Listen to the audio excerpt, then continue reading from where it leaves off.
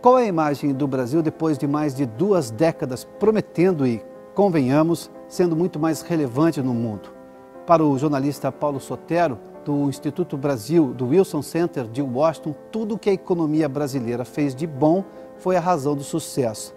Por isso, recuperar o prestígio agora passa pela correção exatamente de tudo que o governo fez de errado na economia brasileira. Paulo, desde os anos 90, o Brasil, se não protagonismo, teve uma elevação na sua importância ao redor do mundo, de importância do país.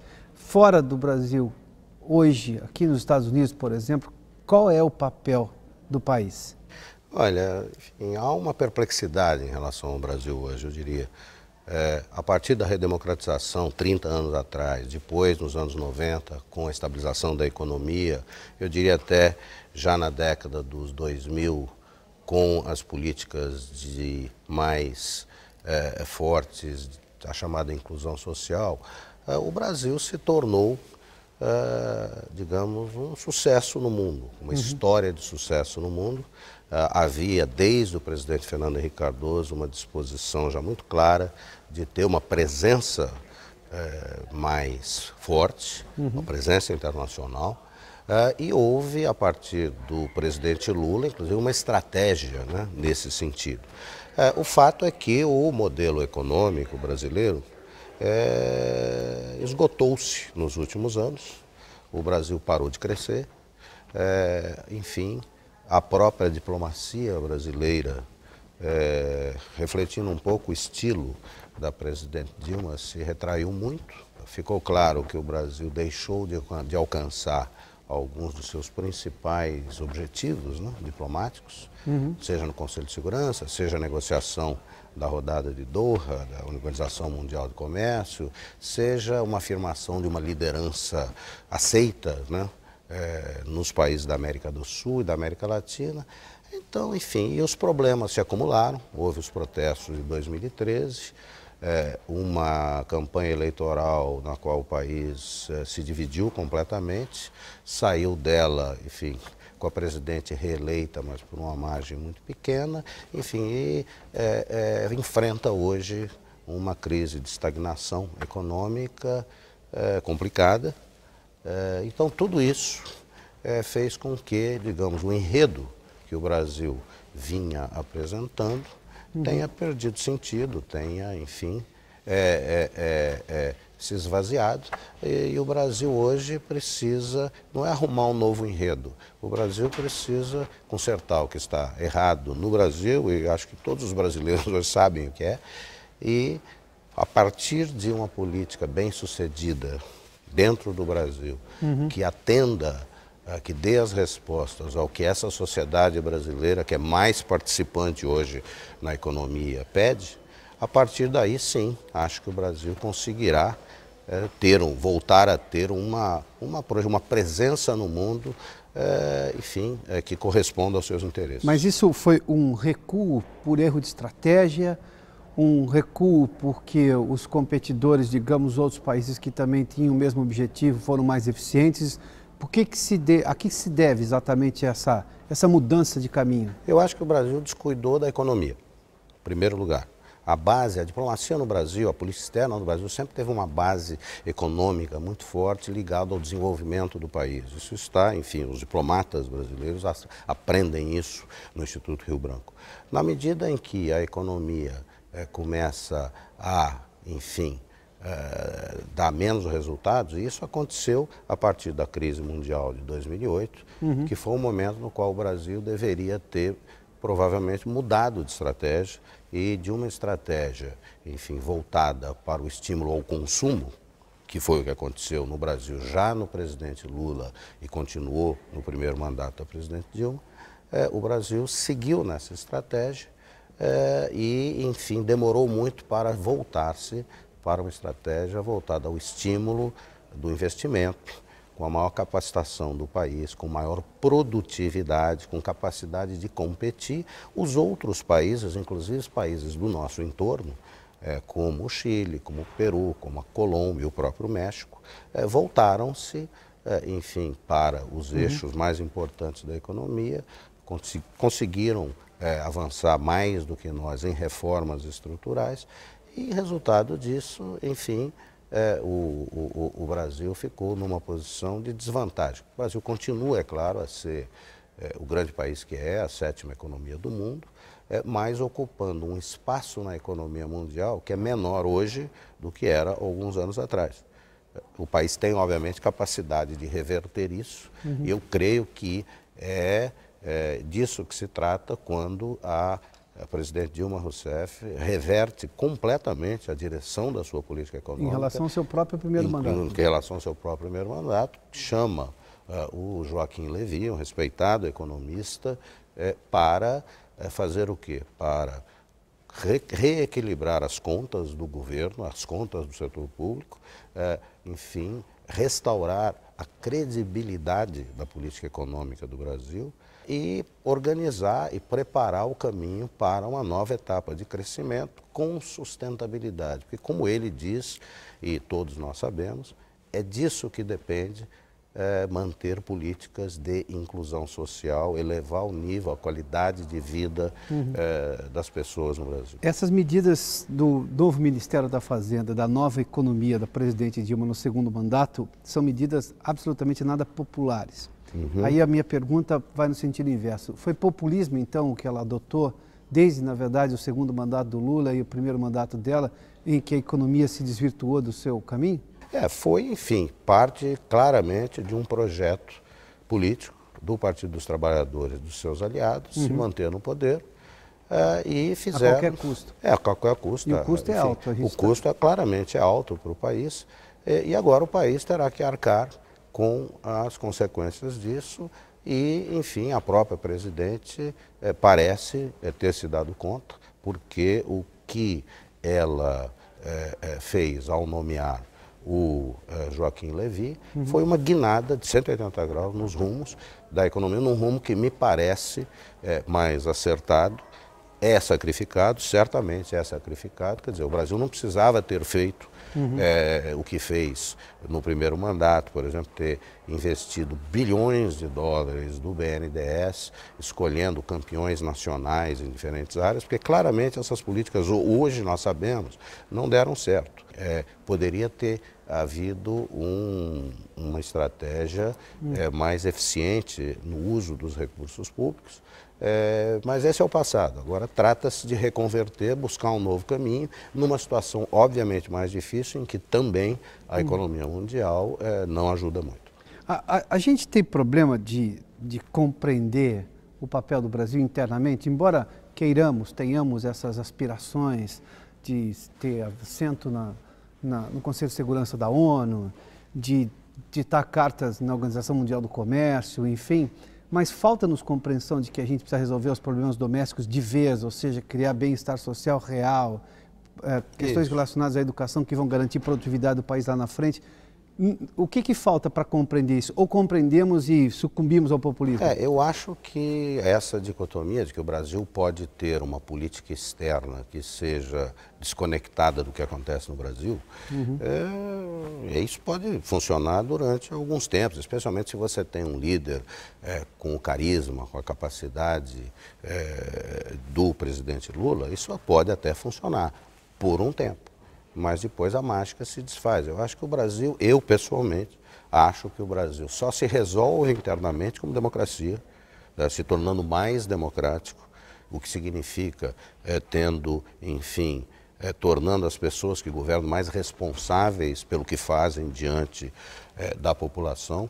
Acho que, inclusive, isso está acontecendo, apesar de todas as más notícias, e mesmo uma grande má notícia que o Brasil vive hoje, que é o escândalo da Petrobras, mostra, por outro lado, que o Brasil adquiriu, em 30 anos de democracia, instituições como o Ministério Público, como a Polícia Federal, que são fortes o suficiente para investigar essas coisas. Eu acho que isso é um mérito da sociedade brasileira, eu acho que essa é a boa notícia, dentro da péssima notícia que é o Petrolão, é uma boa notícia para o país, porque, enfim, nós temos aí um grupo de brasileiros, servidores públicos, dedicados ao país e que estão levando, eles estão exibindo tudo isso ao país e isso está sendo processado em dentro do primado da lei. Eu acho que é muito importante que ocorra, e eu acho porque o Brasil só se resolverá os seus problemas se os resolver dentro desse marco, que é o marco da democracia,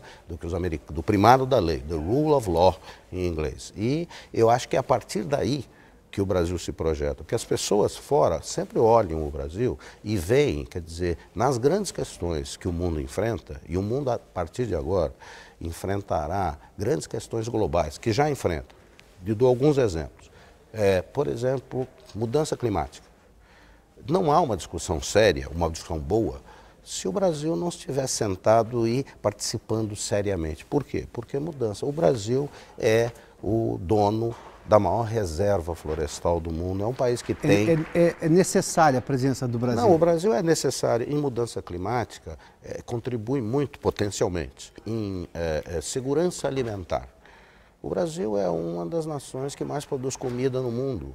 Há projeções de que caberá ao Brasil suprir entre 30% e 40% das necessidades adicionais de alimentos no mundo para atender essa população que vem aí. A população do mundo hoje é de 7 bilhões, deve chegar em 2050 a 9 bilhões.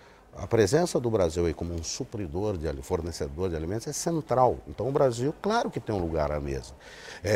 Em segurança energética, a diversidade de fontes energéticas que o Brasil tem é impressionante, o que torna ainda mais surpreendente o fato de o Brasil hoje estar com crise energética. Porque o Brasil é o país que tem condição de resolver isso, se fizer, se administrar crise de água bem. E crise energética. Isso. Curiosamente, as duas grandes potencialidades brasileiras. Isso. E por quê? Porque faltou administração, faltou política para isso, e não é de um partido. Eu acho que aí os políticos brasileiros poderiam todos dar-se as mãos e assumir a responsabilidade, porque é uma responsabilidade coletiva. Agora, qual é o papel exatamente da sociedade nesse processo? De sociedade organizada, ou seja, de entidades empresariais, de entidades de trabalhadores, na hora de discutir o país e de propor mudança? Não esperar apenas que Brasília decida tudo e você impor uma mudança. Olha, essa passividade a que você se refere da sociedade chamada organizada, das associações empresariais, isso reflete o fato de que, enfim, esses canais, de alguma forma, respondem às necessidades dessas associações. E que elas reclamam, que elas querem mudar, mas será que elas querem mudar? Porque elas têm os canais, seus canais de comunicação. A pergunta é, será que elas querem mudar? Será que Chegamos elas querem mudar? Eu não sei. Eu acho melhor que elas considerem seriamente essa pergunta, porque a forma como nós temos nos governado, agora mesmo, nesses últimos 30 anos, em democracia, que foi conquistada no Brasil, eu acho que chegou a um ponto de exaustão. Quer dizer, o Brasil ou muda ou vai continuar nesta mediocridade de crescimento baixo, não respondendo ao que precisa responder, que é a demanda das pessoas por mais educação, por mais saúde, por mais transporte de qualidade, por enfim, no fundo, por mais oportunidades para si, para os seus filhos, para as futuras gerações. E isso, enfim, os líderes das associações empresariais e das demais associações e dos partidos políticos, é melhor que eles olhem isso de forma séria, porque a pressão da sociedade, das pessoas, eu acho que não diminuirá no Brasil. Eu não creio que exista ameaça à democracia no Brasil, portanto a pressão continuará. Eu acho que as pessoas... Até porque é um apreço pela democracia. Ninguém sério, ou a maioria, sugeriu qualquer outra coisa que não a democracia. A democracia no Brasil, depois de todos esses anos, tornou-se uma finalidade em si mesma, o que é muito bom. Agora, há que fazer com que ela produza os resultados necessários para a população, que ainda é uma população bastante pobre, apesar dos progressos.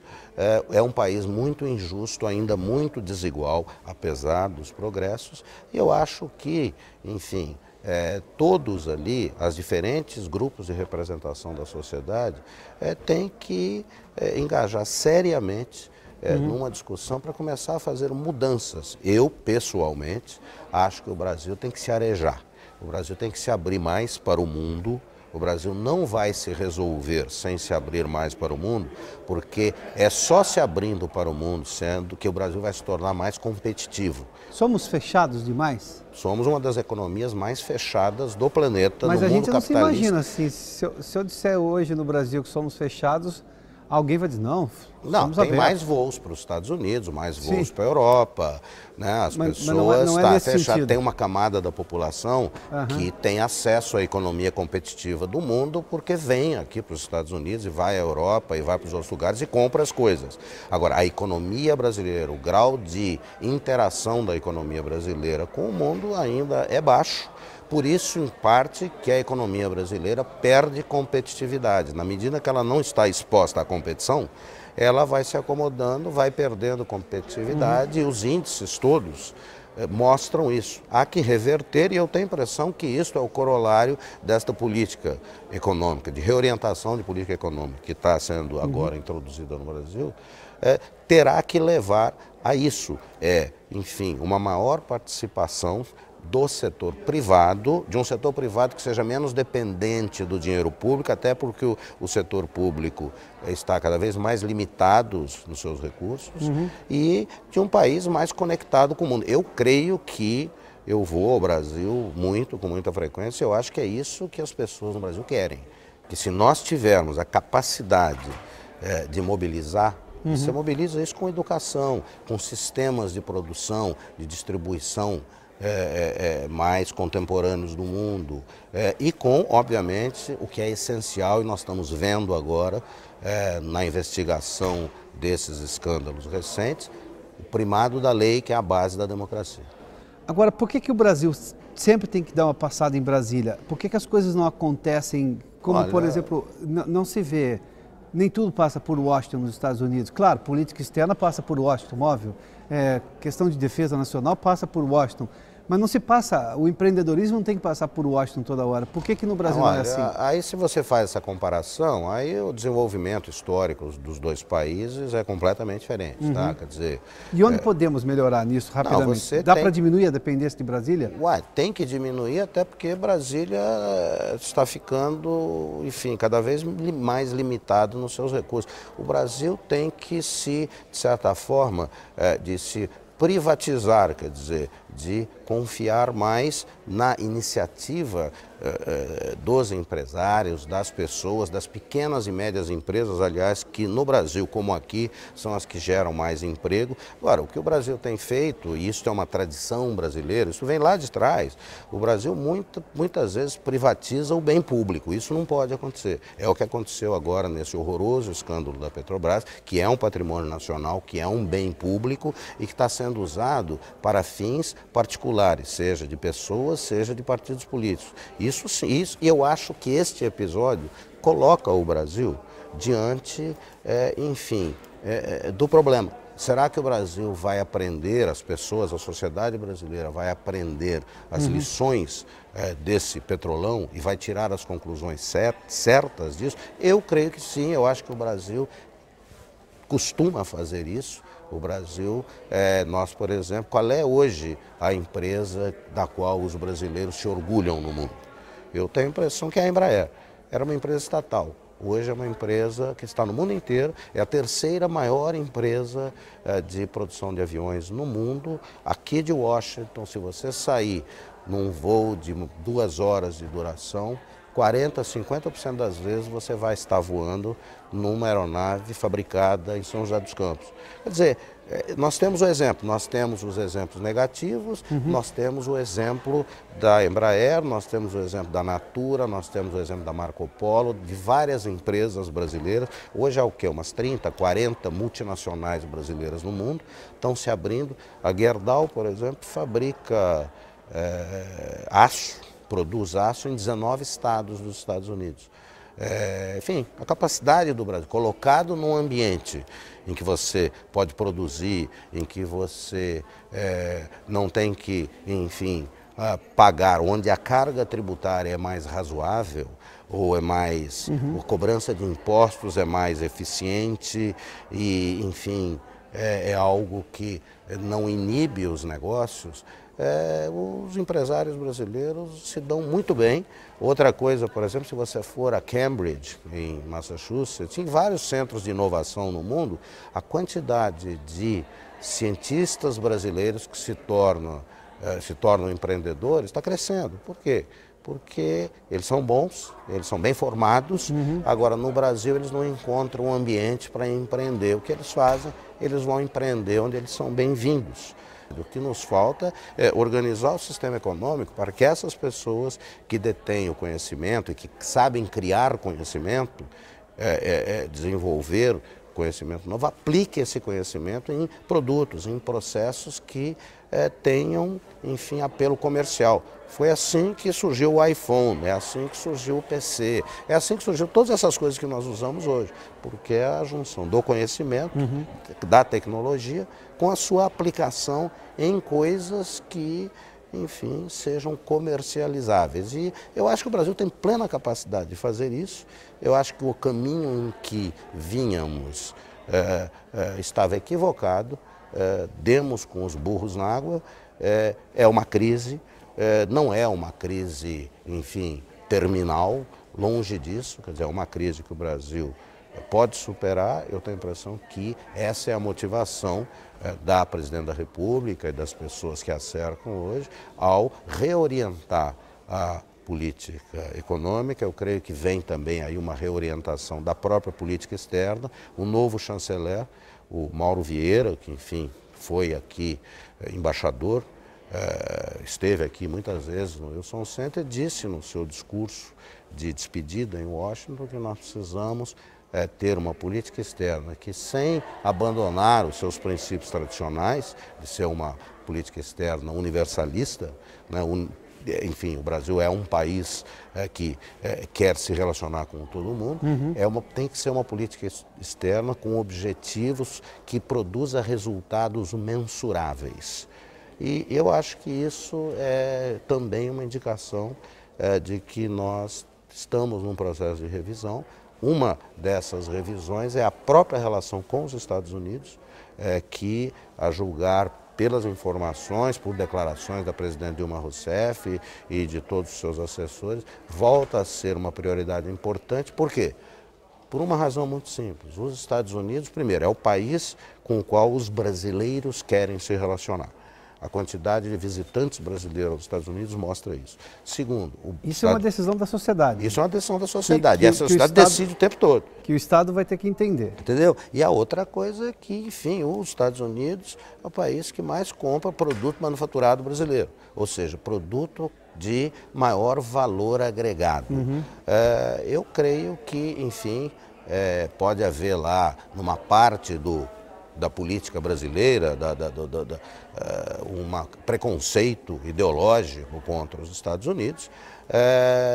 Enfim, se quisermos continuar com isso, sigam em frente, vão dar com os burros na água. A China, que é um país governado por uma economia de comando do Partido Comunista, não tem esse preconceito contra os Estados Unidos. Eles negociam com os Estados Unidos. Eles são pragmáticos. Eles são pragmáticos. Falta-nos pragmatismo? Eu acho que falta. Às vezes o pragmatismo que existe no Brasil, às vezes é orientado para o que não deveria ser orientado, que é, enfim, a lei do Gerson, né? É preciso levar vantagem em tudo. Não, é preciso governar o país, e aí não é só o governo, aí você tem toda a razão.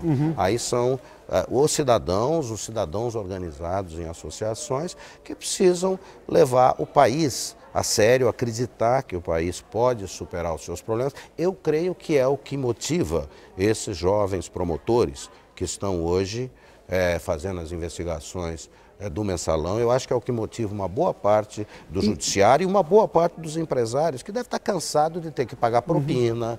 Entendeu? Há uma forma mais eficiente, mais inteligente e mais, enfim, louvável de fazer as coisas. Deixa eu entrar por esse ponto aí. Me parece que a motivação do promotor, do Ministério Público, quando denuncia, ou da Polícia Federal, é que ali tem um interesse do Estado coletivo, do país, acima de qualquer coisa. Usa as ferramentas criadas na Constituição para poder investigar. Quando uma instituição vai lá e pede ajuda ao Congresso, ou pressiona o Congresso para negociar alguma coisa de uma forma mais rápida, enfim, para as coisas andarem mais rápido, até porque são muito lentas, Não há um endeusamento da classe política, sempre com muita cerimônia, pouco pragmatismo nessa hora? Escuta, precisamos fazer uma coisa, isso aqui precisa andar porque há uma série de empresários ou empreendedores ou cidadãos que precisam de emprego, Olha, enfim. veja, este tipo de busca de influência junto aos políticos e esse endeusamento, isso não é só do Brasil, isso acontece aqui, isso acontece em qualquer democracia.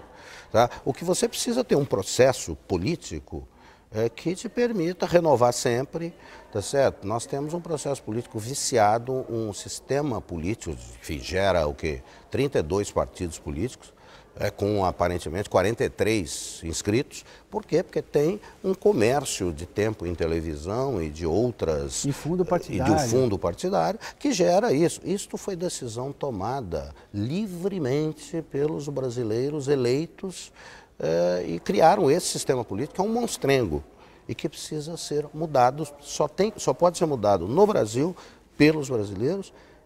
Enfim, isto vale, eu creio, que para outras coisas. Não se trata de achar que o Brasil é uma coisa, nada funciona. Aqui também há, enfim, formas, grupos de pressão que tentam influenciar o processo político. Os americanos estão altamente desiludidos, aliás, com o seu sistema político hoje, com os seus governantes. Há um impasse enorme no Congresso americano sobre, enfim, como governar o país, porque o país também está numa fase de transição. Os Estados Unidos continuam a ser o país mais rico, mais importante do mundo, mas estão perdendo importância relativa e precisam se recolocar num mundo, enfim, onde hoje as tecnologias igualam muito a competição, né? Eu acho que não há que, enfim, jogar a toalha e dizer que no Brasil sempre foi assim, sempre será assim. Nós temos uma tradição no Brasil em que é da nossa história. O Estado, no Brasil, construiu a nação. Nos Estados Unidos é o oposto. A nação construiu o Estado. Agora, isso não quer dizer que o Brasil esteja condenado a ser sempre esse país com essa mentalidade estatista que tem, né? Esse capitalismo de Estado que, enfim, ao longo da história do Brasil, no século XX, é muito isso, né? E há que, enfim, avançar, há que superar os problemas. Eu acho que nós temos a capacidade de fazer isso. Agora, precisa querer fazer. E eu acho que o que vai fazer o Brasil se convencer de que é preciso mudar são as crises que estão aí. A crise, e uma que eu acho, enfim, impressionante, é essa crise do abastecimento de água potável e de energia. O Brasil é o país que tem uma das maiores reservas de água doce do mundo, é um dos países que tem as maiores reservas e as mais diversificadas fontes de energia do mundo. E se está enfrentando essa situação, não é porque o tempo não ajudou e você precisa acreditar que Deus é brasileiro. É porque administrou mal. O Brasil perdeu nessas últimas décadas capacidade de gerenciar as coisas e precisa recuperar isso. Tem gente, tem as escolas que formam essas pessoas. O que é preciso é trabalhar e enfrentar com coragem essa realidade. Eu acho que a crise, eu sempre digo às pessoas aqui, a crise colocou o Brasil, esta crise, esta exaustão econômica, essa divisão política interna, colocou o país numa espécie de purgatório, entendeu? Eu acho que se nós usarmos bem o purgatório, nós sairemos bem dele e o país voltará a ter, enfim, uma perspectiva muito positiva. O Brasil foi, durante muitos períodos no último século, o país de maior crescimento no mundo. O Brasil pode ser esse país. Eu acho que a população brasileira quer que isto aconteça. Apesar dos pesares, com todos os problemas, eu acho que o nível médio de educação está melhorando, muito devagar, mais devagar do que deveria, mas está. O primado da lei está, enfim, sendo afirmado no Brasil, mais do que antes. A expectativa das pessoas hoje, me parece, é que, que as coisas não acabem mais em pizza. Até o mensalão, todo mundo dizia no Brasil, os jornais, que isto vai acabar em pizza. Começou o Petrolão, não vi ninguém ainda dizer que o Petrolão vai acabar em pizza. Porque viu-se um exemplo. Viu-se um exemplo. E é assim que se constroem essas sociedades, essas democracias. Deixa eu fazer uma última pergunta. Falta comprometimento ou eficiência para o caso brasileiro? Eu acho que Ou as duas coisas? Eu acho que faltam as duas coisas, entende? Falta uma sociedade mais arejada. Comprometimento é desejo de fazer e eficiência é fazer melhor ou estudar para fazer melhor. Eu acho que... Tanto no poder público quanto no setor privado? Falta dos dois e falta sobretudo uma coisa, e aí é um problema, e não é um problema só do Brasil não, tá? Falta liderança. Sim. O Brasil precisa voltar a formar líderes de melhor qualidade. O Brasil formou muitos líderes de boa qualidade e eu acho que hoje vive, aliás, não é só o Brasil não, vários países vivem esse problema hoje e precisa investir nisso, investir nas pessoas que estão aí emergindo. E o Brasil tem quadros, o Brasil tem gente que, enfim, tem capacidade de fazer, imaginar políticas, executar políticas que melhorem, enfim, a vida das pessoas. Repito, o Brasil decidiu ser uma democracia, que distribui renda, esta é a base da Constituição de 88, ou seja, ser mais justo, porque tem um problema de injustiça social histórico muito grande, e o Brasil está caminhando. Quer dizer, se você olhar o Brasil como uma fotografia hoje, você pode até ficar desiludido. Agora, se você olhar o Brasil como vídeo, e for ver onde estávamos, onde estamos, e potencialmente para onde estamos indo, numa perspectiva mais positiva, eu acho que você encontrará motivos para querer se engajar mais, participar mais e exigir as mudanças. Eu acho que isso no Brasil, isso é uma possibilidade real e eu não tenho, enfim, não sou do time que vê o copo metade vazio. Eu acho que o copo está metade cheio. Enchendo. O Brasil é um país que tem condições únicas no mundo, por ser um país de dimensões continentais, com riquezas naturais imensas, um país hoje, inclusive, com população que está se estabilizando. Quer dizer, o Brasil tem aí 20, 25 anos pela frente, em que se melhorar a qualidade da sua população, se faz com educação, se melhorar a qualidade da sua infraestrutura e se, enfim, rever a seu sistema de governo e se tornar mais eficiente, é o país que poderá, enfim, ser o país que eu acho que as pessoas no resto do mundo acham que o Brasil pode ser. Talvez hoje no Brasil a gente tenha perdido um pouco essa confiança, mas você conversa com as pessoas de outros países, eu faço muito, e as pessoas olham o Brasil, veem, enfim, as pessoas que se informam minimamente sobre o Brasil olham com admiração, com esperança. E outra coisa, o Brasil é um país, se tem uma presença bem pensada no mundo, sem arrogâncias, sem protagonismos excessivos, mas enfim, um país que pensa a sua inserção no mundo a partir da realização dos seus interesses reais, é um país que tem muito a contribuir. Eu diria mesmo que o Brasil, ao se melhorar, melhora o mundo. Paulo, muito obrigado.